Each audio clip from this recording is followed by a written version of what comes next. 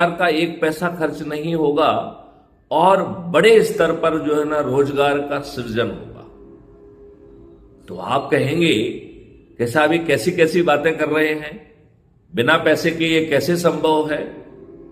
तो मैं आपको ये बताना चाहता हूं कि बिना पैसे के ये संभव नहीं होगा, लेकिन भारत सरकार के पैसे से, खजाने से पैसा नहीं लगेगा। ये सब काम जो हो रहे हैं ये राष्ट्रीय संपदा कहलाएंगे और एक